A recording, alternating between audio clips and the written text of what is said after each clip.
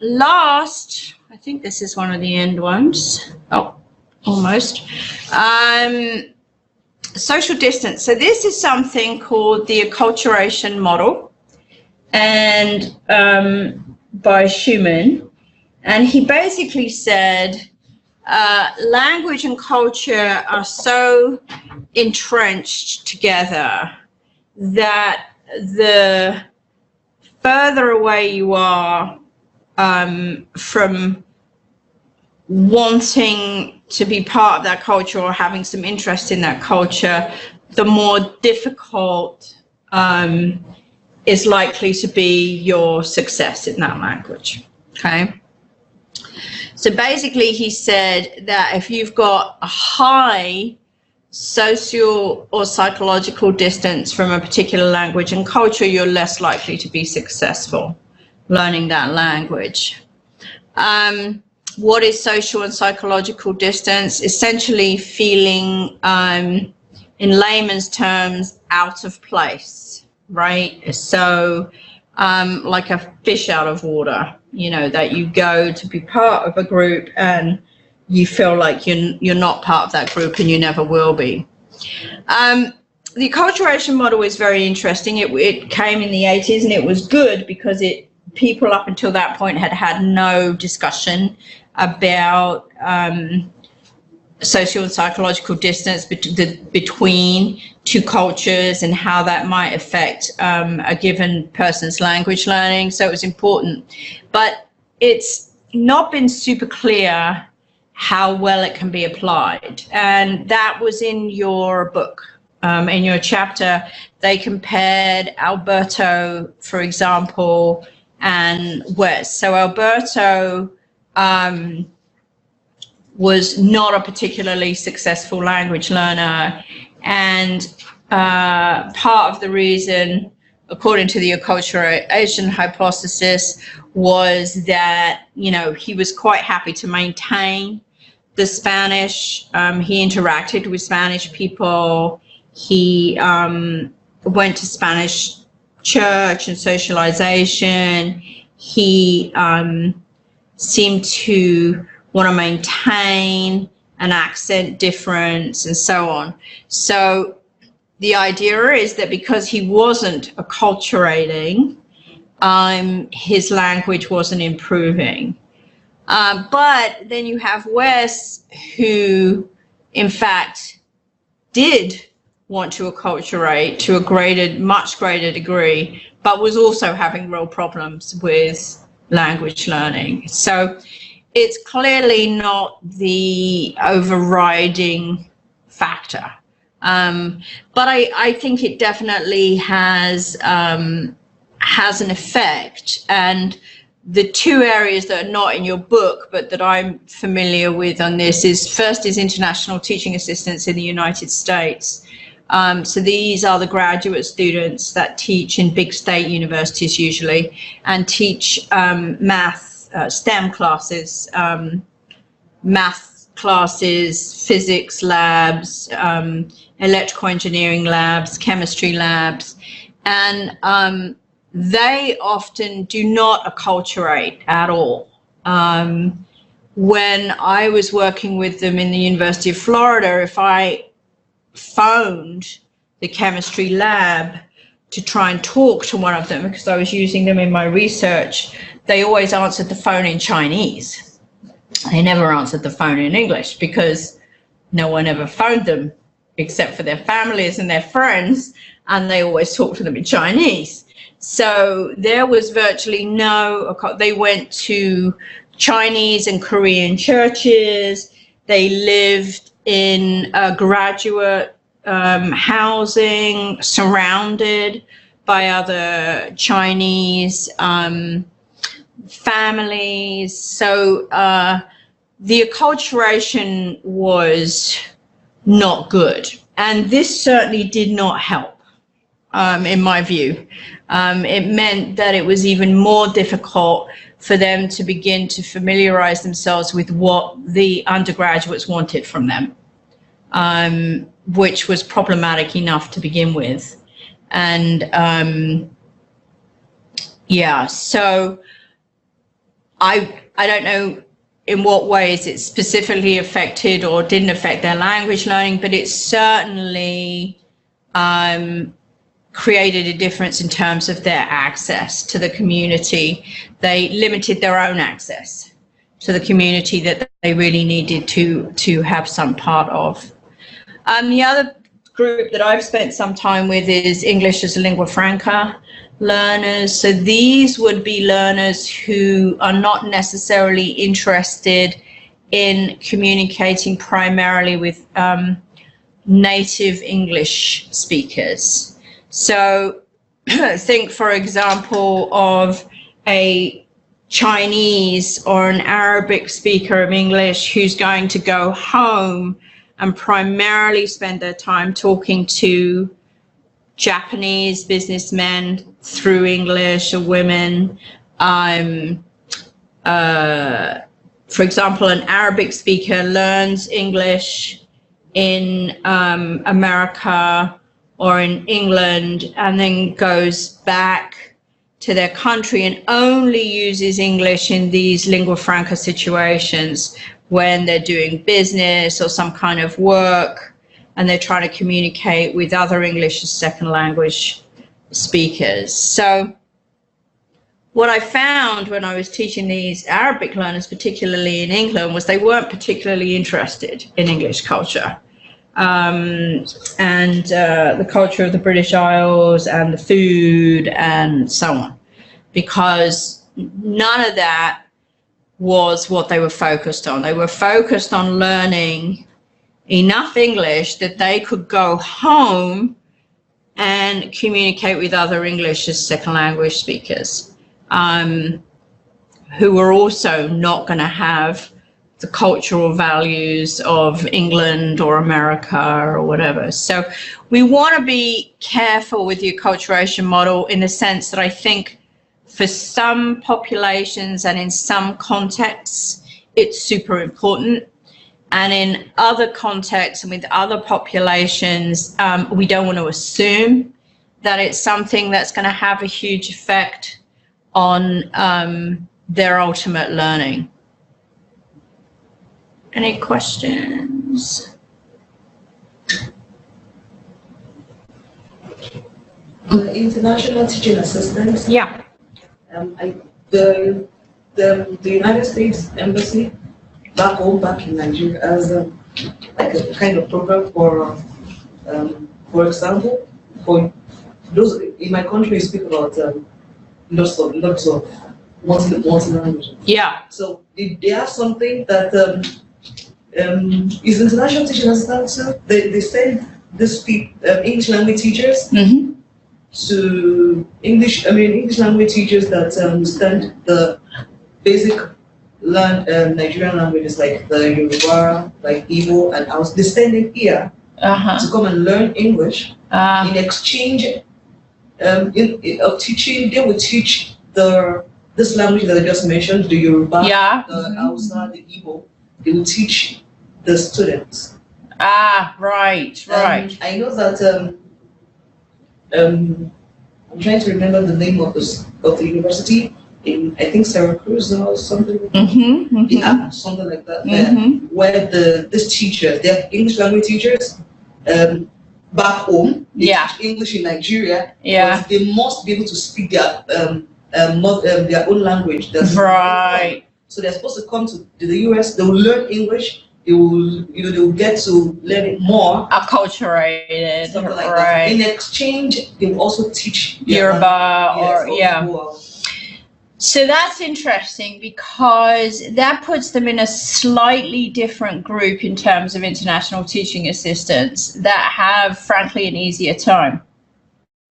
Students, American students, prefer having a language teacher that is a first language speaker of whichever language they're learning. So for your case, in the terms of your teachers, they will prefer having someone from Nigeria who's a Yoruba speaker teach them Yoruba than have an American who may be bilingual Yoruba, but is also, you know, speaks English, because they think that they're less competent in the language.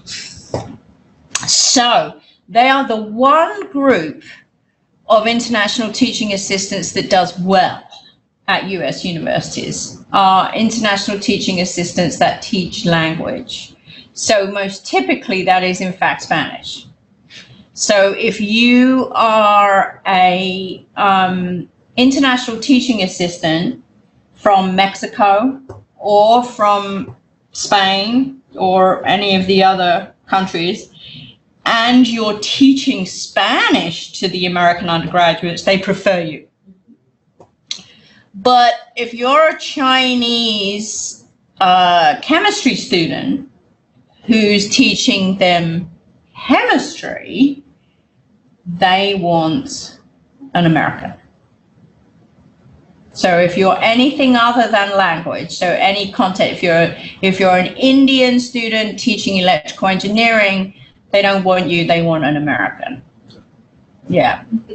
So, yeah. Could it be the difference in the interest that American students show? For example, standard American English has more prestige.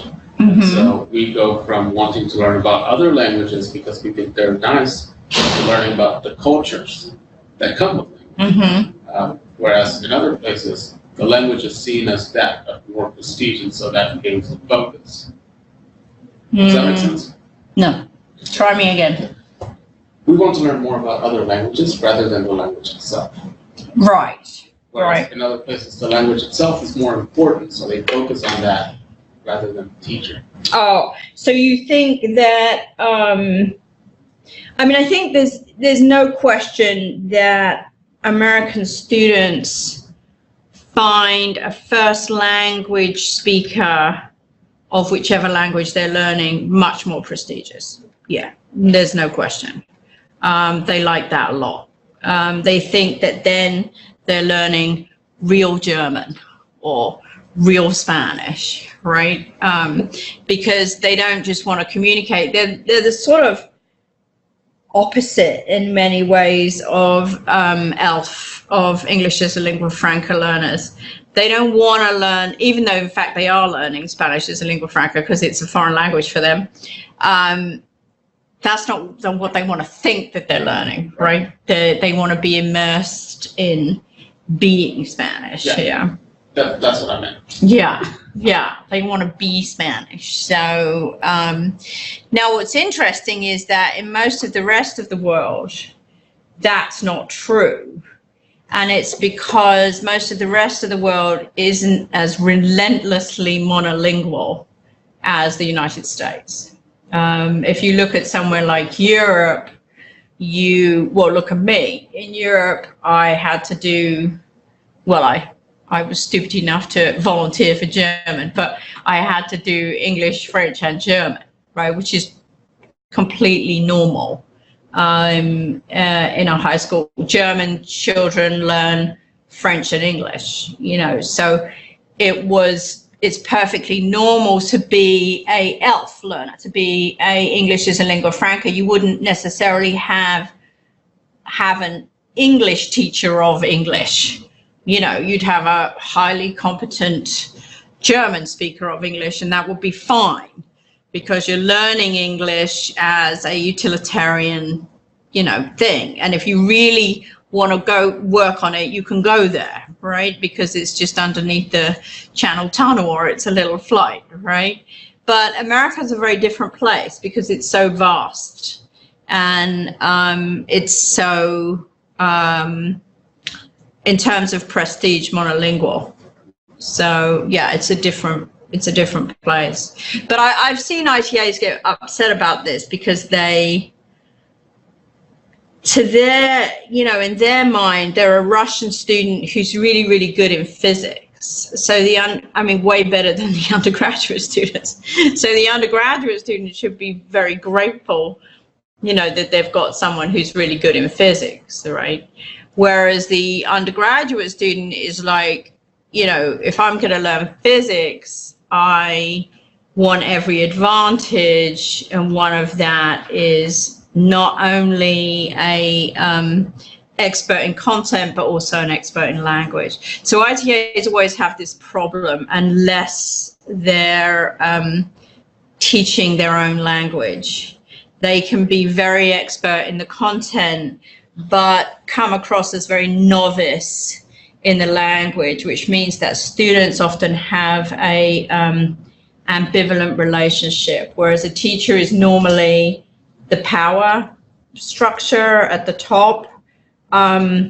This problem between being both expert and novice, depending upon the content and the language, puts that a little in jeopardy and can be a real problem for international teaching assistants. Of course, if you're an international teaching assistant teaching Spanish who speaks Spanish, then you're fine. Your language and your content are both expert. All right, couple more. We've got personality. I didn't really have a whole lot to say about this. You know, essentially, yeah, we can think of the typical, essentially in second language acquisition, we've sort of gone for the generic typical thing, which is the difference between extroversion and introversion.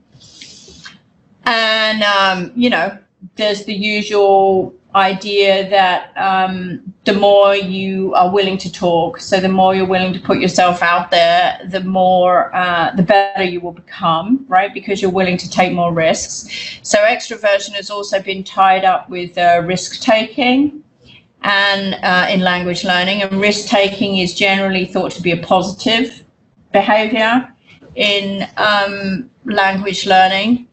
But there's also the fact that at some point you have to move into breaking down the language, right? You have to move into considering language structure. Again, particularly if you're going from a low level to a higher level. And in that case, you might derive some benefit from being someone who's willing to quietly sit and think through issues of language structure and function and so on. So it really depends. The only thing we know for sure, and we will look at this in a chapter, I think this next one coming up, is this model of input, output, and interaction. So the idea is that input is good, but unless you also output and involve some interaction, so actually talking with somebody else, then it will stymie your language learning. So you do need to be extrovert in as much as you do have to talk to somebody. You don't necessarily have to be the loudest and person in the room, but you certainly do need to be able to talk to somebody. So it depends on the conditions under which you're learning. It's also important to be able to stand back, as we said in that language aptitude, and see patterns in the language and like grammatical sensitivity, to be able to look back and see form and function, so to spend some time with the language structure rather than just, you know, producing it all the time. And then, yeah, learning strategies is the last one. So this is increasingly seen, along with motivation, as important. When we talk about learning strategies, it's specific actions, behaviors, steps or techniques that students use to improve their progress in developing skills in a second or foreign language learning, right? So these are generally considered to be conscious strategies, okay? So mental or physical actions that are undertaken deliberately by the learner. So by this, we can talk of something extremely simple, like using vocabulary flashcards to help you memorize, or when I was trying to learn the IPA, the International Phonetic Alphabet, and it was driving me crazy, I put a copy of the IPA up on the corner of the mirror where I clean my teeth. So every night and every morning, I had to look at the IPA. I'm sure the more I look at it while I'm cleaning my teeth, the more it will kind of, you know, somehow immerse itself into my brain. So these are very deliberate strategies. But they can be social, effective, pragmatic, skill-based. So for example, social might be one thing that they do in some Chinese universities, I know, is something called English corners, where the students themselves get together in a little group and have tea, and the only thing you're allowed to do is speak English, and this is a strategy to help them increase their output and interaction. So it was deliberately created by them. Skill-based, so strategies where you might decide that you want to practice your writing cursive or whatever, so you do. So literally it can be from the very simple paper and pen strategies that you might have used back in grade school, all the way to more sophisticated strategies where you use mobile devices to help give you more practice, and so on. It could be like back in the day, I used to write letters to my German pen pal, right? And I had to write in German and she had to write in English. Whereas now they have all kinds of conversation partner programs where you can do it over the computer and so on. But people choose these kind of things in order to basically immerse themselves more in the language, those kinds of strategies, the social strategies, but then also the more cognitive-based strategies where you take vocabulary cards or whatever in order to increase working memory and so on. Again, we have similar problems with motivation, in that a lot of the work relies on self-report. So, and this is another one, if you're interested in learning strategies, CALA, the Center for Advanced Research on Language Acquisition, has quite a lot on that, because they're very interested in the potential benefits of study abroad. So they do quite a lot where they have the students do a certain amount of work before they leave for a study abroad. They have them do self-reports while they're there, and then they have them do stuff when they come back. So that's one place that there's some discussion. There's also some definitional issues in deciding what's an intentional strategy. Like the ones I gave you were all very clearly intentional strategies. You were deliberately spending the time and the effort to do it. But what about unintentional strategies?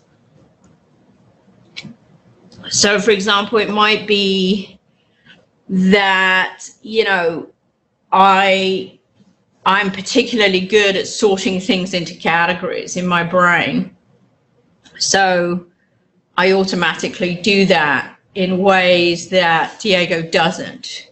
So, and that it turns out that that helps me put together form and function in a way that Diego would actually have to consciously try and do that. So again, now we're sort of seeing this, the interaction with these factors that, you know, that's sort of an aptitude. It just so happens that my aptitude, the way that I interact with the material, does me a favor, you know. And then also there's really a lack of longitudinal data, so a lack of data across time.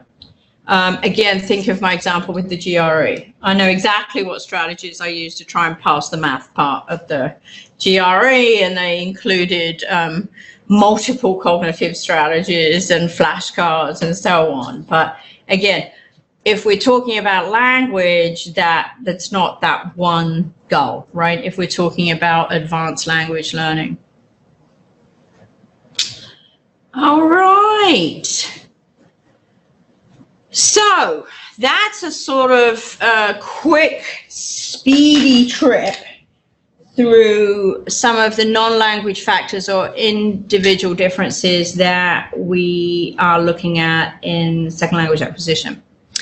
The reason that they're being taken more and more seriously than they used to be is, as I said at the beginning, because something means that person A is going to do really well and person B isn't, right? At a certain point. So if you look at the second point there, what we know is that anyone can reach essentially a low intermediate level. So a basic me, Tarzan, you, Jane, with a few phrases thrown in. You can eat, you can do whatever, using any method. This is why, you know, when it really doesn't matter, and I talk about this in TESOL Methods 1, so I think Diego has heard this before, but it doesn't matter whether you use the Berlitz method or Babel or Babel or whatever it's called, or what are some of the other ones they're selling? Huh? Mango, whatever. It doesn't matter. We know that everyone can reach this low intermediate level, right? Which is why all this stuff about learn faster and learn whatever is kind of rubbish. The question is not that. The question is, how do you get past that plateau? How do you get past the low intermediate towards the mid to high intermediate and even to the advanced or post-advanced? How do you become Dr. Hurtado, for example?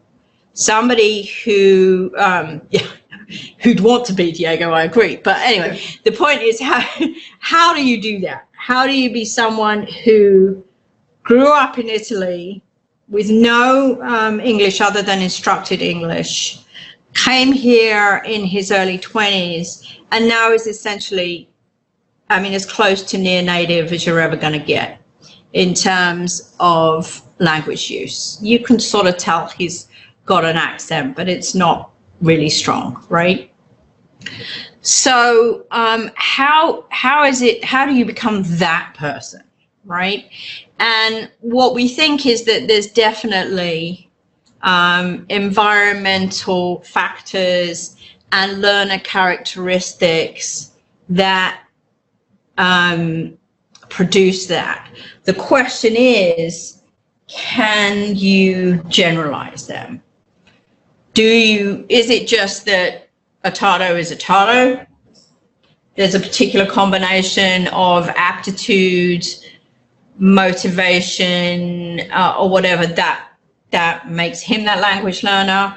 Or is there something that we can generalize across environmental factors and learner characteristics to predict what will make an advanced or post-advanced learner? That's really what people are trying to do, right? And then as a result, of course, make our teaching methods more productive, particularly instructed teaching methods. All right. Questions or comments? I do have a question. Yes. So when we talk about aptitude, Yeah. and I know that it's got to do with kind of intelligence, Kind of. and maybe how intelligent somebody is. Uh-huh. It's part of it, yeah? Well, we want to be careful with that. If we go back to that, very specifically, if we look at the first point on this slide, aptitude is not correlated with overall intelligence. You know why I say it? Because I also I don't know whether it's important to say this, but I also think that we need to be very careful when we talk about that somebody has got something in them that somebody else doesn't have. Yes. That is making them to learn the language. Yes, I think that's very true. I think we do have to be. Yeah. So that's why I want to be very careful. But and that's why I mentioned intelligence instead of saying maybe some person has got something in them that somebody else doesn't have, so that we're undermining the other person as not being, I don't. So. Yeah, I would relate it, now I'm taking it back to yeah. where I'm really getting to is when it comes to children trying to learn a language. Yeah. I've seen, like my niece for a long time we're like, poking her to speak.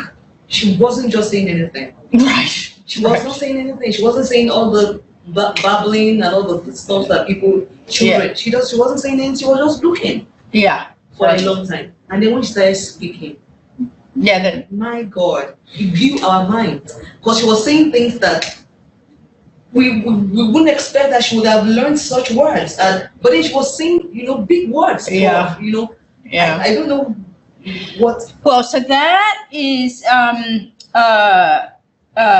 a feature of first language acquisition that's well established, which is that children will have different what we call silent periods.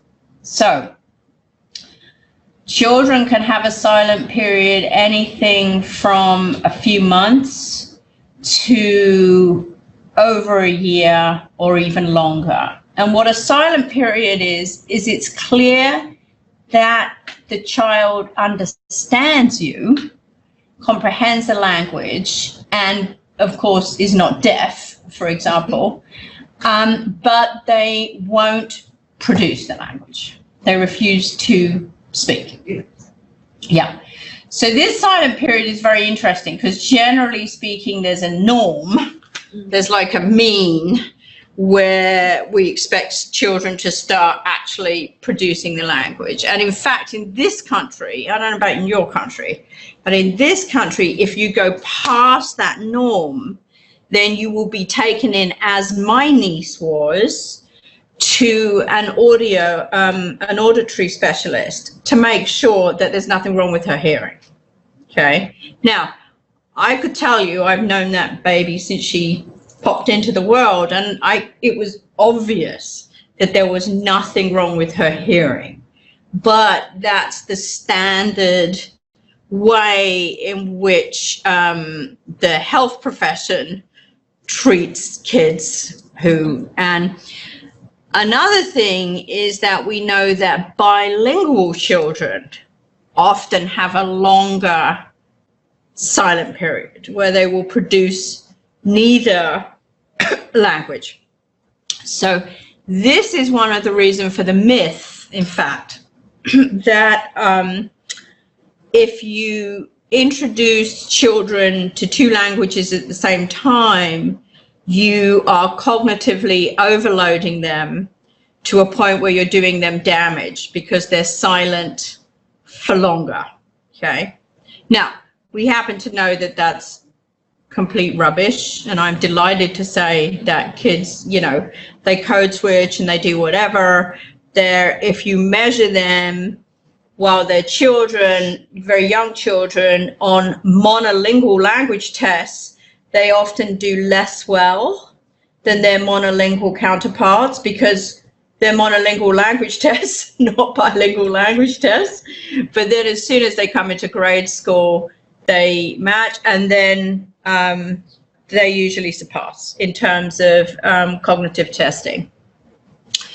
But so we know that varies very, very, very dramatically between one child and another child. And in fact, Krashen's natural approach, the natural approach that we looked at with Krashen, is based partially on this. And what he says is you read, and you don't force learners to produce, because you try and recreate the silent period that learners had, that learners did when they were children. So you try and recreate the same environment in which, children were allowed to be as silent for as long as they wanted to be before they were ready to talk. Yeah. Now, we can argue the positives and negatives of that. Personally, I think it's naive to think that adult learners can sort of revert back to the point where they wanted to be completely silent. In my experience, adult learners never want to be completely silent, and they want to start practicing the language, you know, as soon as they can. And I think that's a good thing. I think that's one of the differences between being a first language child learner and a second language adult learner, and that we should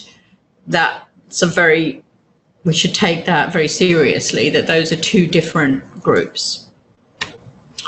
So I can't remember how we got to that part, but the idea of aptitude,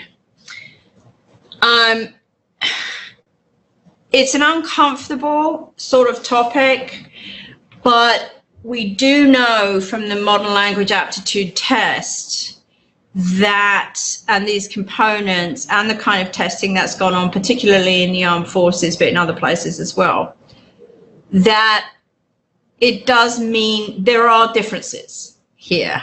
Now, a lot of that research has not been done longitudinally. So it may be that if you have an aptitude towards grammatical sensitivity, you do well on the test. That doesn't necessarily mean that you're going to be a better language learner in the long run.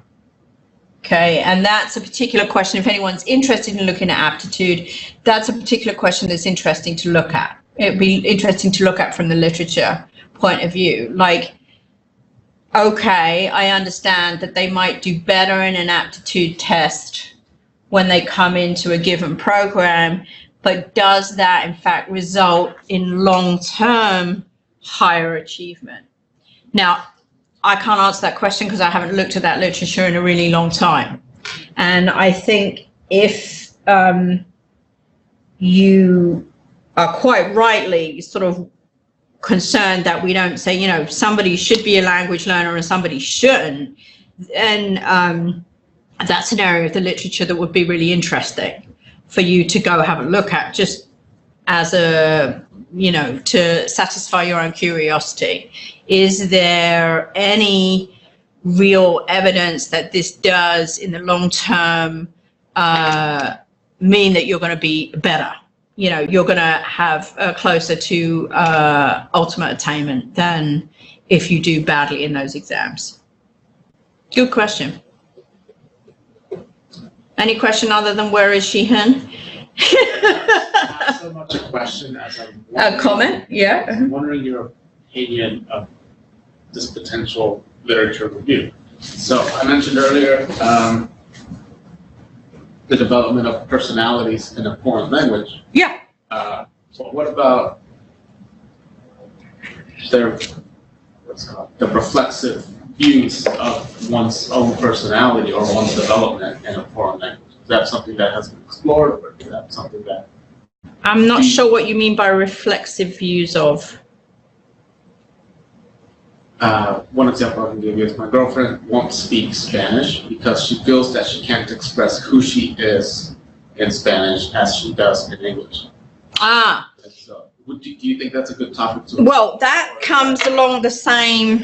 Same idea. Yeah, it's the same. And in fact, now we're here, I'm going to be talking anyway, but let's have a quick look, and you can cut this, Sheehan, or people can keep it, but I'm just going to see if I can find this Aneta Pavlenko at the Google Scholar.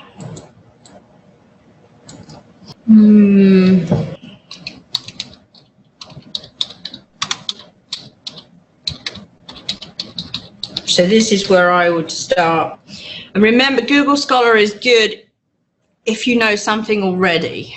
Like, I happen to know that Pavlenko's good.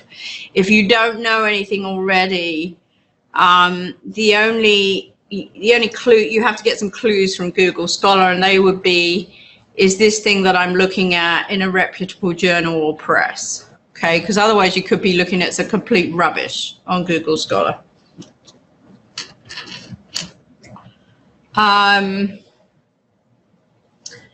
This is what I was thinking of, and this, and no, this is the same one. No, this too.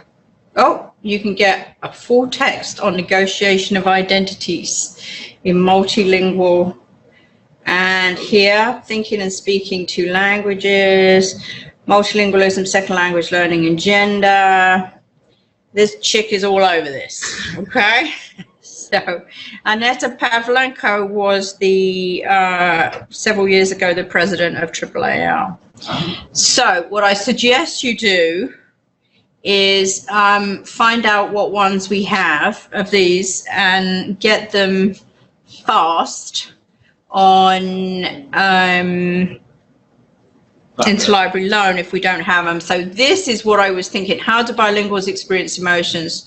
Do they perceive and express emotions similarly or differently in their respective languages? Does the first language remain forever the language of the heart, etc., etc.?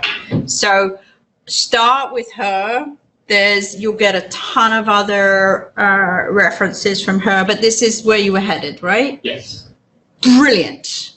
So there you go. All right. So I look forward to seeing your, so you might, I mean, when you start looking at the books, see what you can see, but there should be plenty of also articles that you can, don't just choose book chapters from Pavlenko, see what else you can find as well. Okay. Different poses. All right. Good.